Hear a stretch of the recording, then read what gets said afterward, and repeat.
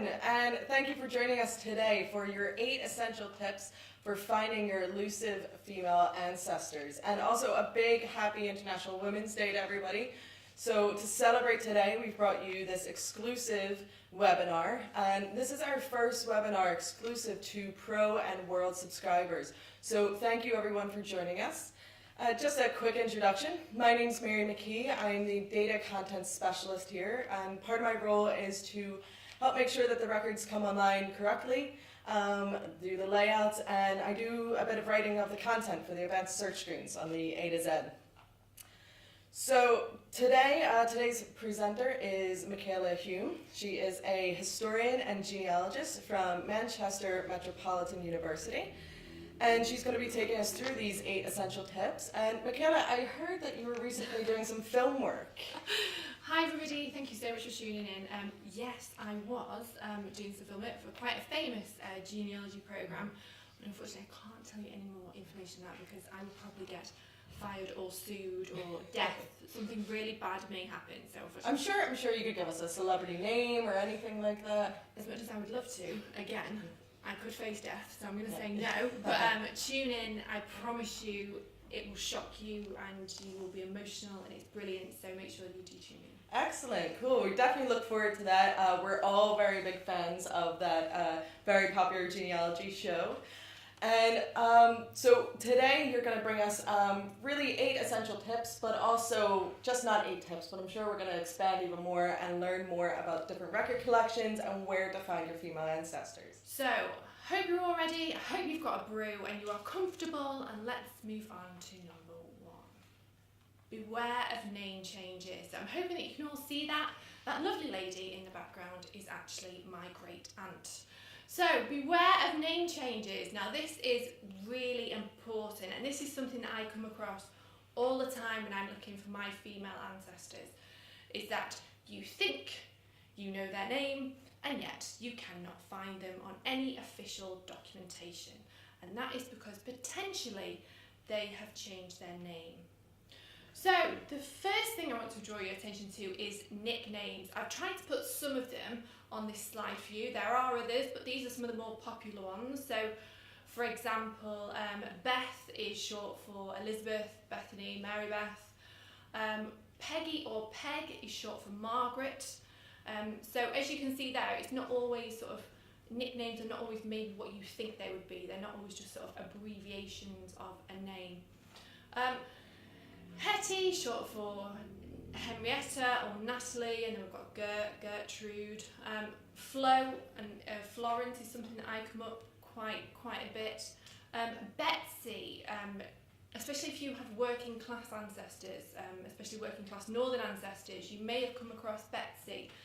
Betsy is obviously short for Elizabeth, but it is handy to have this guide, so if these slides are not available after, which I think they will be, you can maybe take a screenshot or take some notes, but nicknames are one of the stumbling blocks when we are trying to find our female ancestors.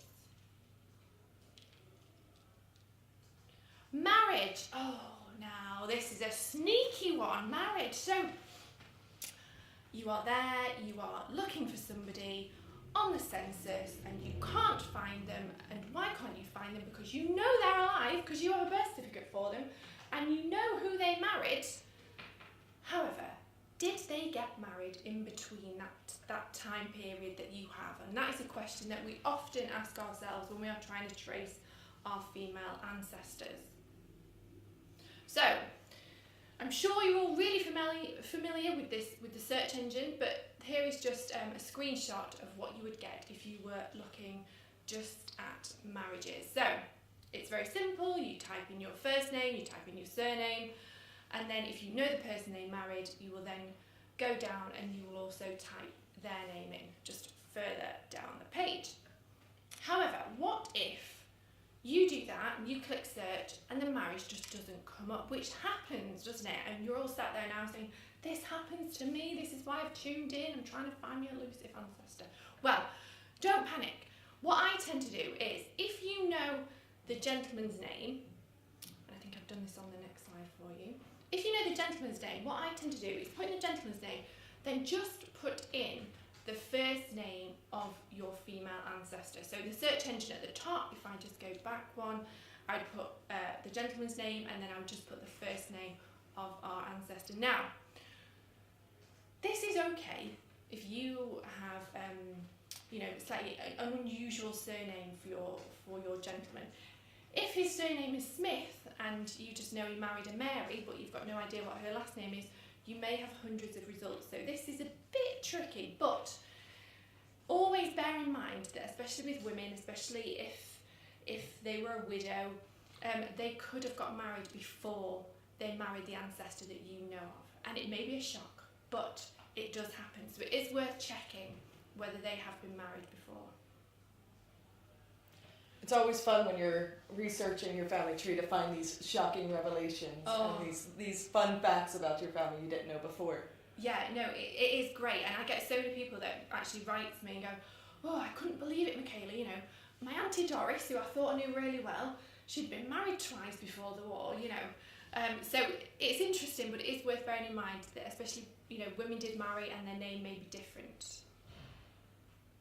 So going beyond the census, now this is a problem that I know a lot of people have, is that they cannot find their female ancestor on the census. So what do we do here? So this is very straightforward. That is a census that I know you're all familiar with. I've put that on there because that was actually somebody that I was looking for that I couldn't find. Now, the reason I couldn't find them is because their name had actually been transcribed wrong, but I knew where they lived. So what I did, I actually searched by address because I knew their address, but this lady in particular, she had a rather strange surname and it had just been transcribed wrong. Quite a simple error. So always search by address. If you have an address and you can't find your female ancestor, it's really easy to do, and it's becoming more common now. I even do it. So with every address that I look for, I always do an address search. It doesn't matter whether they lived there in 1871 or 1881. I always put it in the 1911 because then it gives me some idea of what the house was like. So it will tell me how many rooms the house has got. So in my head then, I know whether my ancestor lived in a 2-up-2-down terrace or a rather large mansion with 19 bedrooms. That's what we all want to know. In my case, it's always a 2-up-2-down terrace. But address searches are becoming more and more popular, and I do use them, as I say, an awful lot. That's an amazing tip there. And also, it definitely is, it is something that happens. It's human error. Sometimes there is mistranscription. And if you come across that, we would really love for you to let us know. At the bottom of the transcription page, there is a button there to report any errors that you find, because human error does happen, and sometimes we may have taken the name down wrong. So you can help us to improve everybody else's search and improve the website by letting us know and flagging these issues. Yeah, and also as well, it's not always down to the transcribing at our end. A lot of the time it's down to whoever transcribed it at the time. So sometimes if your ancestors could not read or write, whoever was filling in this official document for them at the time could have got their name slightly wrong. Yeah, the census enumerator could have written down the family name and spelled it differently from, maybe if you spell Smith with an I, the enumerator wrote it with a Y. Yeah. Now, so census records we spoke of briefly. What if you can't find them on the census record? Another record which I think is really useful are rate books. Now, sometimes when we think about women and we think about history of women, sometimes it's perceived that women didn't pay rent. In other words, their husband would have paid the rent and the woman didn't. This wasn't the case. So rate books are brilliant. If, for example, your ancestor's husband died, the chances are that she then took over the running of the house and she would have been the rate payer, and she will be on this list. It should tell you how much she paid, which again is fascinating when you look at, when you think about today's prices, especially if you live in London. Rent is extortionate. So it's just us being nosy and us being historians and genealogists. It's always great just to see how much our ancestors actually paid in rent. So definitely check out rate books. They're a brilliant source, and again, it's an alternative to a census record, as in it's not going to give you as much information, but it will tell you what street they lived at and potentially a number. Yeah, these little details, like you said, the actual rate that they are paying. You know, it's exciting to find their name in the book, but to actually see how much they paid, and even like you mentioned about even looking up the history of the house where they lived, it really gives you an impression on their life and what kind of, you know, quality of life they had, or, you know, what kind of, if they lived in a life of luxury, Yeah. which for many of us, maybe that's not our ancestors. Like you said, you discover that it's a two up, two down, so you can see that's a working class family. And it gives you a bit more of a sense about who they are. And I think that's why we all do this. This is great being a genealogist, and it's great looking at just sheets of paper with your ancestor's name on. But what we're all trying to do is build up a picture of their lives. We want to know what they had for breakfast. We want to know, you know, what they did for a living. Was it, you know, how many kids did they have? Did the kids die? What did they die of? You know, was that... We've got so many unanswered questions as historians and genealogists that these pieces of paper are so much more than that. These records are so much more. If you start to put the pieces of the jigsaw puzzle together, you know, it's fascinating to... And we're all nosy. We all want to know more. We're just nosy. So, asylum records. Now, this is speaking again from personal experience. I was trying to find one of my female ancestors and I couldn't find her on any sort of census records. However, I did actually find her at an asylum. Why she wasn't on, it was a bit funny really. She was at the asylum sort of in between two censuses. So this sort of filled in that gap for me.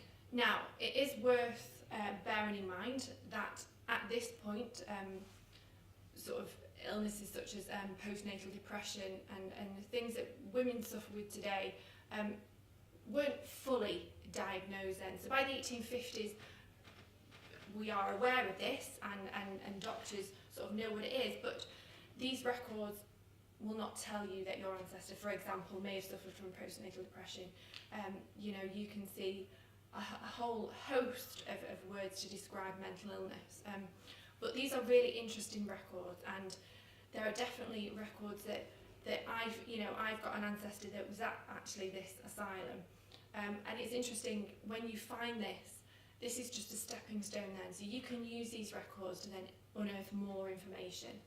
And they are really interesting. So it is worth bearing in mind that women during this period, some of them did, you know, were suffering from things like postnatal depression. And these asylum records will give you some indication whether that was the case, you know, with your ancestor. Yeah, that's another excellent source. Thank you for bringing that up.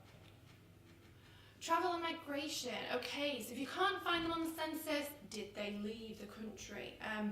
Again, fabulous records. I know probably some of you have looked at these already, but it is worth bearing in mind that, you know, if you can't find your ancestor, did they take a trip? It may have just been a short trip, but maybe that's why they're missing on the census that year. Sometimes with these records, you don't actually get a first name, you may just get an initial. So also bear that in mind, you know, that still could be your ancestor. You might have to cross-reference with other information, such as where they lived, or, you know, who they were travelling with. But again, these are great records if you cannot find your female ancestor. Yeah, that collection that you showed there with on the transcript, the British and Irish Roots collection. So we actually released that just a few months ago. And that was expertly curated in-house. So what we've done is we pulled together a lot of the American-based records that we had and found where they had an origin, you know, a country of origin listed. Any, you know, it could be England, Scotland, Wales, Ireland, and we pulled together all those records to create one big British and Irish Roots collection. Yeah, and I must admit that has been so useful, and it's been really quick to find as well. So if you go in the search engine, I've had some really good results using that collection. So, okay, this is just, if you haven't seen this before, I know some of you will be experts watching this, but if you haven't seen this before, these passenger lists are brilliant. They do give you a fairly good description of your ancestor, and some of them even actually tell you where your ancestor was going when they arrived, especially if they were going over somewhere like the States. Another thing, if you cannot find your ancestor on the census, also check out business directories. We often think that our female ancestors didn't own businesses, but they did, especially if they were sort of middle class, upper middle class. they could have owned a business. So they could have owned potentially a shop or a dressmaker. You know, they could have been a dressmaker. A lot of women, you also find, sort of were the face of their husband's business. So you get a lot of women who are down sort of as undertakers, even though they wouldn't have been the undertaker, they would have been fronting it for their husband. So it is worth checking out the business directories. Don't just think, oh, you know, I don't think my female, you know, ancestor owned a business. They could have, so it's worth checking them out. A great thing about directories as well is a lot of them were put out yearly. So you have that gap, you know, that from the census records of 10 years. But if you find them in a directory, you can find them every year. And possibly, you know, there might be that 1 year where they're not in the directory. So that's when you can find out what happened to their business, or maybe who took over ownership at that point. Okay, so use newspapers for everything. If you know me, or if you've listened to any of my other webisodes that I've done here or for British Newspaper Archive, you know that I am obsessed with newspapers. I use them for literally everything. I use them if I wanted to know whether my female ancestor, you know, if she got married or when she died, I use the newspaper. If I want to find out if she was a criminal, which I will get onto later, I would type her name in the newspaper. I generally just use them for everything in life. You may find that your female ancestor is actually advertising a job. You know, she may be a housekeeper and she's advertising for a scullery maid. You may find that she was an athlete and she's in the sports section. Please, please, please type their name into the newspapers. It's really simple to do. On Findmypast, you cannot go wrong, and just see what comes up. Again, I use these for everything. I have written books using newspapers. Please, please, please check them out. One thing to remember, especially when you are putting your ancestor's name into the search engine to see what comes back in the newspapers, maybe right away your female ancestor's name doesn't come back right away, but if she was married, she may have would have been listed in the newspaper by her husband's name as Mrs. John Smith. Yeah. So it's always good to use the keyword field and make sure you have in there Mrs., you know, Mrs. and then John as first name and Smith as the last name, because you never know, maybe she was listed in that way. Yeah, that's a really good point. But please use newspapers. Okay, this is just again, I'm sure you're all familiar with this. This is a search engine picture. It's very simple, as you can see. You can either put the name on the left, or you can either put it on the right. I tend to not put the first name and surname on the left.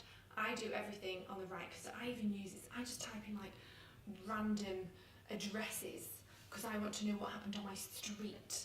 So yes, please just use newspapers. Use newspapers for everything. I'm not even sponsored by a newspaper. That's how keen I am. You mentioned there about putting in even just the name of your street. I mean, I've seen in different trade shows that we go to where people say, oh, my ancestor was from this tiny village and I don't know anything about it. You just put that village name into the newspaper, and it's remarkable the amount of information that you can get back. And again, this kind of adds to this value of learning more about their life. You know, maybe your ancestor isn't mentioned in the newspaper, but it tells you a lot about the village. Maybe it was a mining town or possibly a linen center. You know, you can really get a sense of who they were and what life was like. Yeah, definitely. No, that's a really good point. I mean, because I'm obsessed with sort of crime and Victorian crime. I just want to know, did anyone get murdered on my ancestor's street? You know, Yes. These are all questions you've got to ask. The juicy details. The juicy, the gory details. So, my next tip, hashtag number 4, is look for school records. Now, with our female ancestors, did they go to school? Did they not go to school? How far back do these records go? You've probably got loads of questions. School records are great. Compulsory education was brought in 1880. However, from the 1860s onwards, we have girls' schools are opening up across the UK. These are just girls' schools, and they're not they didn't get taught the same as potentially what the boys were getting taught in their schools. These records were these schools were sort of to set the women up to be good wives, you know, to be good in the home, make sure that they can count, make sure that they can add up. that make sure that they're very good at doing samplers, and they're very good at crocheting and all things like that. But we do have quite an array of school records. So after 1880, it's made compulsory. Then sort of by the end of the century, school leaving age is raised to 13. So school records are there. They are fabulous. They will tell you not only information such as, sort of what your ancestor was studying, you will also get generally the father's name potentially, maybe the mother's name. So they're just really, really interesting records. I know some of our school records would also even mention the clubs that they were members of. You can see were they in cricket or any kind of sports clubs or presidential clubs or things like that. It kind of gives you an idea of what your ancestor was like as a kid. And also, again, it kind of fills in that gap area. You found the birth record, the marriage record, maybe a census, but you don't know about their childhood, which is something that's not usually documented. Yeah. So school records really kind of gives you that impression. Yeah, and I think they are useful, especially if you've got an official, like say for example a marriage record, and you just got a cross where it says mark of, so you're assuming then that your ancestor potentially didn't go to school, So these are great records. Don't dismiss them. Your female ancestors are there, and it is worth having a look at them. That's just an example of one of the school records that we have here at Findmypast. Okay, occupations and apprentice records. Contrary to what you may think, your female ancestors probably did some sort of job, unless they were very wealthy. But I know with all the female ancestors that I've researched in my own family tree, every single one of them worked. So we have working class occupations, which would do factory work, and then we have sort of more middle class occupations. We see a real rise in middle class occupations from sort of the 1860s onwards, and we see things like the education, teachers, nursing, and I think, from what I can remember, and it is going back a long time since I studied this, but I remember from 1865 or 75 up to 1914, the number of teachers rose by 861%. That's massive. So your ancestor potentially did work, and we do have records for that. So even though I said have a look in the newspaper and maybe trade directories, we do also have things like occupation records and apprentice records. Yeah, we do have I was surprised the first time that I worked with the apprentice records for Findmypast, how many women that I actually found in there. I found it surprising, so it is definitely a key resource. Yeah, I was looking for somebody the other day who was actually a dressmaker, and even though I couldn't find any documentation, this lady, she didn't have anything in the trade directories to say that she was a dressmaker. But then I thought, right, okay, well, there's nothing in the newspapers, nothing in the trade directories, let's have a look at the apprentice record, and bang, there she was. She was an apprentice dressmaker. So it's definitely worth having a look. If you want to know more about what your ancestor did for a living, have a look at these records. That's a great discovery. Yeah, so here's just an example of one now that we brought up. I've just really put the transcripts on because I think they're quite easy to read. So if you're at home and you're watching this, hopefully they're quite straightforward and you can read them. Oh, criminal record. Oh, was your ancestor a criminal?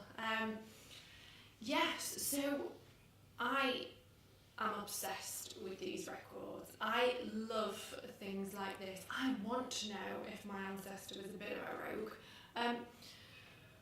We do have criminal registers. They are brilliant. Again, as I've already said, put it in the newspaper first. That's what I would do, because the newspaper will give you just a bit more information. You will get a trial. You will generally find out what's happening. It may just be something as generic as just a line from a police court, but it will give you more information than what the registers will give you. The registers will confirm it, but if you type it in a newspaper, you'll get the juicy, gory details. Same way, actually, if your ancestor, your female ancestor, had a rather, say, unusual death. So if they didn't die of a disease, they died of maybe, I don't know, maybe they were murdered or something like that. It was a bit more of an unusual death. Maybe they had some sort of accident. Again, the newspaper will tell you this. So I know I keep harping on. I promise you I'm not sponsored by some sort of newspaper, but they are really interesting. Anyway, getting back to these registers, they are great. They're not going to give you too much in terms of sort of specific details of the crime. You'll probably just get something like larceny or something like that. But they will tell you how long your ancestor was in prison for and the date that they went to trial. The crimes, prisons and punishment collection, this came to us from our partners at the National Archives. And it's a wide range of different types of material in this. So you have the calendars of trials. You also have the initial registers of when your ancestor would be first arrested. So by searching these, you'll find more than one record usually of your ancestor. It won't just be one. You could find multiple records and follow their trial. And Michala, like you said, always go back to the newspapers, because then once you find the multiple records, you can find the trial date and the initial arrest date, so you can find out more about what occurred at that arrest, and then follow the trial too. So my next tip number 7, is don't give up on your poor ancestors. Sometimes we think that if our ancestors, if they were struggling in life, and they were receiving sort of handouts, they were not what we call paupers, for example, would they be documented? Would they have a voice? And they do. So it is worth checking out poor law records. These are really interesting. These just basically sort of tell you what money they were given from their overseer. Now this could be anything. This could be money to pay for shoes. It could be money to pay for a coffin to bury their child. But these are really interesting records. So your poor ancestors do have a voice, and it's just a case of looking at, going into a bit more deeper. Workhouse records, again, brilliant. They will tell you when your ancestor was admitted, when they left the workhouse. And again, this is just the tip of the iceberg. We give you these records, and then you can go off and do your own research into the workhouses and what your ancestor would have been doing at the workhouse during this time. The workhouse records as well, just like the crime records, you can find your ancestor in there multiple times. Yeah. Sometimes people entered the workhouse almost on a seasonal basis. They worked seasonally, and then come the winter time, they didn't have work, so they would enter the workhouse. So you could find them maybe going in there yearly or every couple of years. Okay, so my last tip, this is tip number 8. We all would love pictures of our ancestors, and where do we find pictures? Okay, so I put 3 images on here, very, very different images.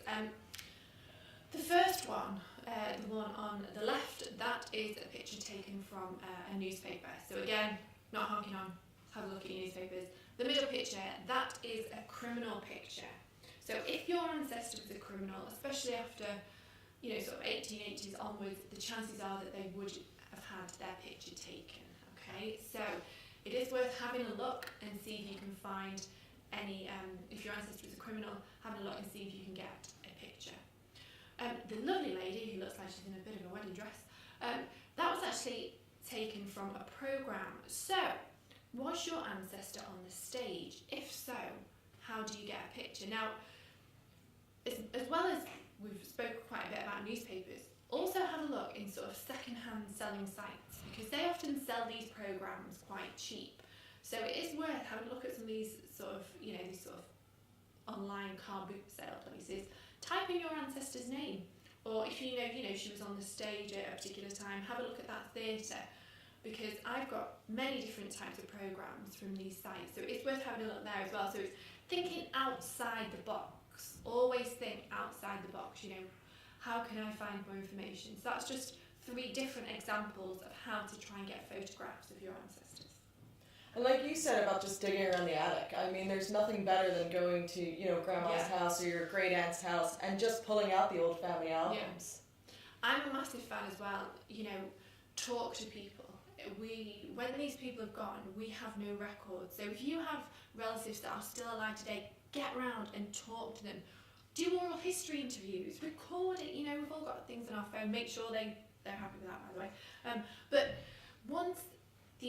once your relatives have gone, you cannot get these narratives back of your family tree. So definitely get in there and get talking to your ancestors. And then our final bonus tip, which I think Mary's going to probably explain far better than me. Yeah, never underestimate your female ancestors. I know we've talked about, marriage records, census records, but also look at those military records. We have a great collection of women's service records that came to us from the National Archives. And such as the WREN, so that's the Women's Navy Corps. We also have the Women's Auxiliary Army Corps, and the Women's Royal Air Force. They were also members of the Air Force too. And outside the military, they would have gone into war areas as Red Cross volunteers and as military nurses. So these are all different collections that you can search on Findmypast. And like I said, those service records came to us from our partners at the National Archives, so they are exclusive to us. Michala, thank you so much. Those are really excellent tips. Those were, it really gave you a sense of that idea of looking outside the box. Don't forget about those rape books and the poor law records as well. Don't forget, while we're still on here, you can keep submitting your questions. The email address is there for you, or if you want to put them in the live chat. I know we're getting actually a lot of questions through that email address, so please keep them coming in. This is quite an interesting one. So Fran had picked up on the school records that you were talking about, and she asked how far back, or he or she asked, how far back could I expect to find female ancestors in the school records?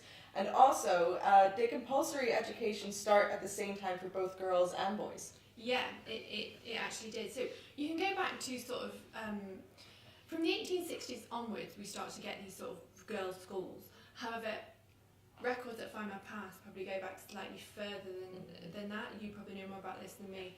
So definitely from the 1860s onwards, and this is before education was compulsory. That is worth bearing that in mind. And these were girls' schools, sort of your Cheltenham colleges. So generally your ancestors probably would have been, middle class, upper middle class. Working class girls tended to not go to school because they had to work. They needed money. Their family needed money, so they would have gone down. They would have done factory work, potentially piece work. So if the working class ancestor, you're probably looking at more 1880s onwards. However, there are records going back sort of before this. If your ancestor was slightly better off. Excellent. So Fran, hopefully that answered your question. We have another question through the email, came in from David, asking, if I'm looking for electoral registers, can I only expect to find my females after 1918? So I'll give you a bit of a break here, and I can take that question for you, David. So women were actually allowed to vote in local elections before 1918. I know this year we're celebrating the 100th anniversary of the vote. But women could vote in like your school board elections. They could also sit on the board of guardians for your local poor law union. And the reason for that is school boards or local elections, that was still kind of seen as the women's sphere. Schools, children, poor law, taking care of people, that was women's area. So the national politics, the higher politics were, kind of exclusive to the male mind. And that was the fight for suffrage. That was the vote that the women wanted. But they were active in local elections. I think the first female council member was in Oldham. I think it was about 1909 she was elected. So that shows you how early. Yeah, but you can actually, women could vote in municipal elections from the 1860s sort of, well, towards the end of the 1860s onwards. So it is worth bearing in mind that, in municipal elections they could vote, however they were not allowed to vote, obviously, till past 1918. We have a wide collection of electoral registers that we put online in partnership with the British Library, and it not only has parliamentary elections, but it has those municipal and county elections as well. So it's something to take a look at.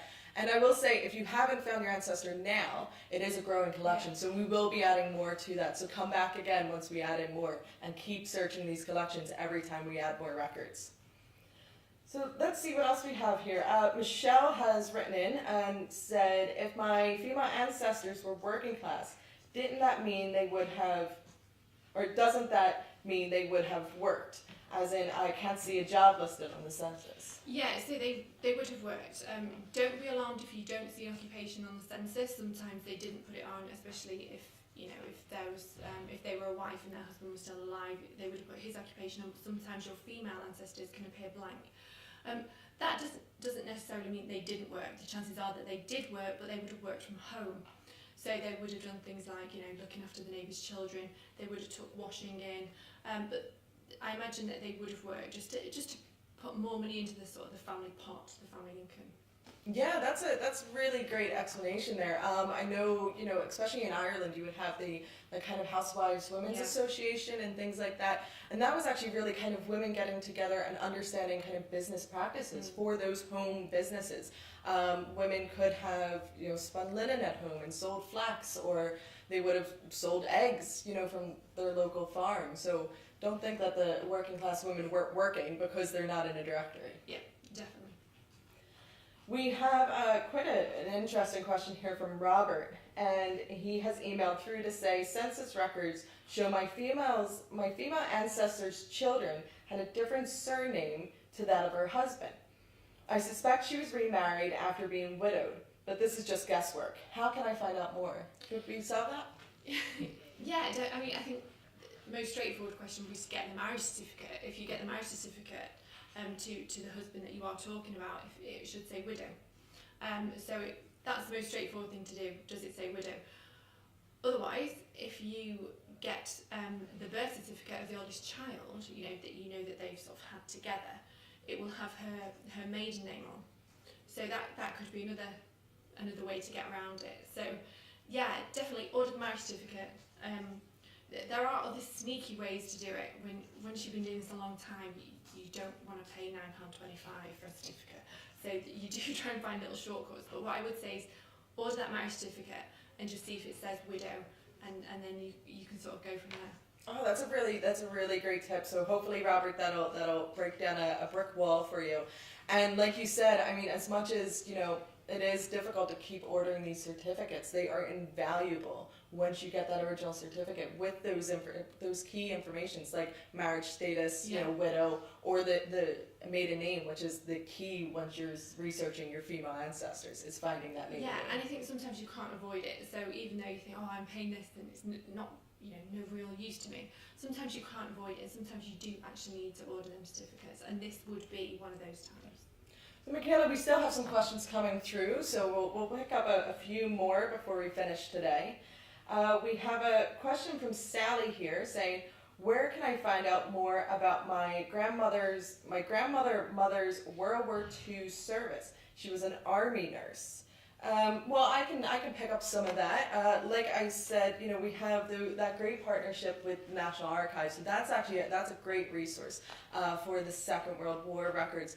I will admit online on Findmypast, we don't have a wide collection of Second World War records, and that is really down to the fact that they're not all open yet.